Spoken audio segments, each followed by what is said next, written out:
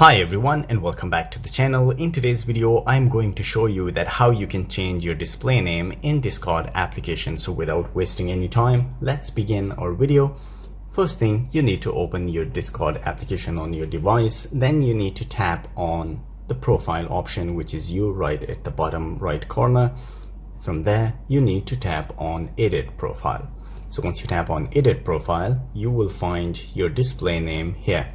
All you need to do is to erase the old one, and here you can enter your new display name. So I will enter my new display name, and once you enter that, all you need to do is to tap on save to save the changes.